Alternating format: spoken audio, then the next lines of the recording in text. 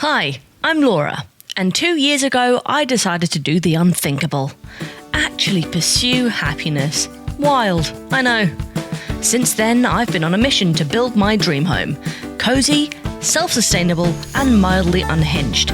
My goals: grow my own food and assemble a tiny, feathery army of backyard chickens who will one day help me rule suburbia. So, grab a blanket, a cup of something warm, and maybe a helmet, because this is Laura Makes Home, and things are about to get delightfully chaotic. On September 17th, I finally got the keys to my very own house. And naturally, I immediately started destroying it in the name of home improvement. My first mission: get a fridge. Simple, right? Wrong. We found one on AO.com and hit order, and then realised the fridge had nowhere to go. So, before the fridge could move in, we had to completely redo the utility room, which, as it turns out, involves tiling, painting, building, and making approximately 17 questionable decisions. Let's just say this episode has a lot of learning moments. And by learning, I mean mistakes. Now, there wasn't really room in the kitchen because of all of the countertops. So then we took a look at the utility room, complete with delicious asbestos flooring, and thought, yeah, perfect. The only catch? It looked awful. Yellow floors, magnolia walls, mud stains everywhere, and zero storage. So we decided it's time for a makeover. I like it muy macho. Day 1. I drove to Topps Tiles and spent forever choosing the right tile. I wanted that classic brick layout and a super clean look. Clean was definitely important. In the end, I ended up picking up Ennis sand tiles and somehow managed to spend £600 on tiles, grout, adhesive, tools, buckets and paint. But I feel like it's worth it. When we got home, me and Jess got straight to painting, which led to some weird late night conversations, and after that, we had 36 hours left on the clock. Maybe she's home.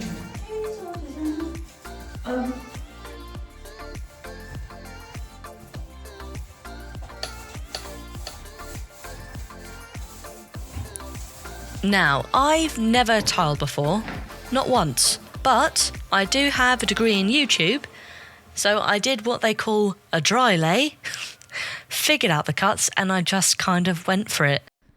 Along the way, obviously I had to make some cuts, and my builder friend did actually lend me his massive Mahusive tile cutter. However, it was having about a 20% success rate, as you can see from this tile here that was cut kind of wonky. That's what the tile cutter did. So I went out and got an angle grinder, and I gave that a go instead. That is until I realised, of course, that with an angle grinder, the blade that you get cuts through metal and not tile. I needed a diamond blade. So, 24 hours left before the fridge of my dreams arrived, I started the tiling. I was putting adhesive down. I felt like I was doing it like a pro. I'd be scraping it to get those nice grooves in, because the actual, the way that the tile sticks down is when those grooves lock in together and it kind of squeezes the oxygen out. So it creates like a really strong suction, which you'll see later I couldn't get a tile up for the life of me. Anyway, I managed to do probably about 3/4 of the room before I completely ran out of adhesive. I didn't account for the fact that I had to back butter the tiles, which is when you put some adhesive on the back of the tile so that it would stick to the adhesive that's on the floor and create that suction that I was talking about. It was late, the shops were closed, so I woke up super early the next morning to grout just the bit where the fridge was going. Genius, right? I'll be honest, grouting is probably my favourite part of tiling. It's extremely satisfying.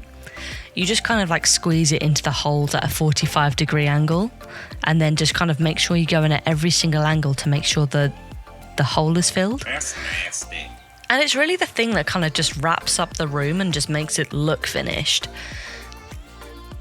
So this is why we were rushing the tiling, is so that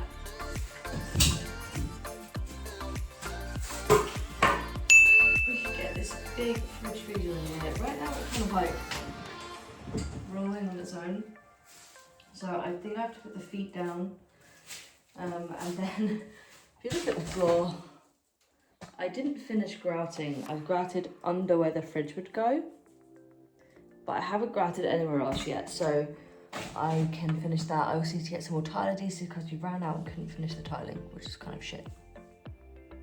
So with 5 minutes to go, the AO delivery guy showed up with my shiny new fridge and even a free teddy bear. Was the job done? Not really. Was it done enough? Absolutely. And that's how we went from keeping milk on the doorstep to living the American fridge dream. Right, so it's been a few days.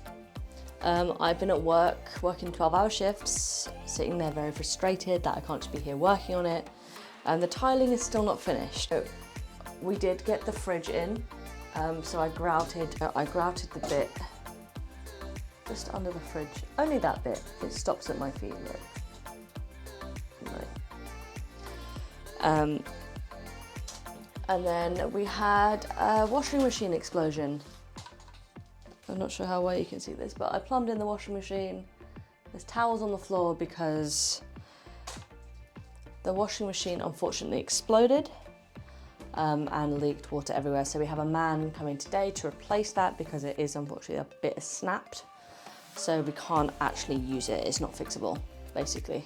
Well, it might be if they replace a part, but I doubt that's gonna happen today. And we need a washing machine because we're running so low on clothes. I actually didn't think that the number one issue with moving house would be clothes, but it is. The number one issue with moving house is lack of clothes and starvation. So obviously this room's not finished, because once the fridge had arrived, we lived for several days with a half-finished utility floor. Why? Because I had to go to work. You know, that thing that actually pays for this entire house renovation? So yeah, that's why these videos might be a little semi-consistent. We work around it when we can. The first day off I got, however, I went straight out, bought more adhesive and spent the entire evening cutting tiles and finishing the floor. Everything was going great until I met the tile. See, because I'd levelled the floor higher than it was supposed to be, the doors started scraping against it every time I opened, and it eventually stopped opening. So after about an hour of trial and error, I somehow managed to raise the door 2 millimeters inside the frame so it just clears the floor. Now, sure, it makes the door a bit annoying to lock at night, and I definitely cannot have a doormat there, but it works. So I'm calling that a win. That one tile though, honestly, that tile can go for itself. It caused me so much stress. But after a bit more graft, the floor was finally done. I got it all grouted, cleaned up, and honestly, it looked amazing. No more asbestos, no more yellow, just clean, fresh, and fridge ready. Even though the fridge was already there. But of course, once you finish one job, another one appears. And what comes next? Well, we had an unforeseen issue. So our utility room window is right where the school run happens, and we kept catching kids and random passers-by staring straight in at us while we were busy doing house stuff. Since we obviously can't film actual kids for this, here's a quick reenactment instead. We decided to fix this problem with a simple, stripy, translucent privacy film from Amazon. First, we gave the window a good spray down with water. That makes it easier to move the film around and get it lined up. Then we cut the film to size, multiple times. It definitely took a couple of tries to get it just right. But once it was in place, we used a sealant squeegee to push out all the bubbles and smooth everything down. And honestly, it turned out so good. The light still comes through beautifully, but now no one can see in. So that is a total win. So, now the window's sorted and there's no more awkward eye contact on the school run, but that was only half the battle. The utility room seemed like the perfect space, but with zero storage, that idea was looking pretty impossible. Until we realised something groundbreaking. You can literally just buy kitchen units, flat packed like IKEA, but for adults. Hi, chat. I fucking hate carpentry. I am not a carpenter. I'm covered in sawdust and I want to cry. And that's where we're going to pick things up next time, in episode 2. So I do have a dilemma that I will need help with, and I need your opinion. Laura! What? Outside of... What'd I do? Why are you fondling the windowsill? I'm not. I'm picking the paint off. You fondle the windowsill, like you literally. You literally fondle the windowsill. I was picking off the. Okay, that's enough of that. Come on. our house, we have these tile windowsills and we have the option to paint them a different colour because they're flaking. What colour do you think we should paint them? Please leave a comment to suggest a colour like black, white. Should I paint them back to the tile colour?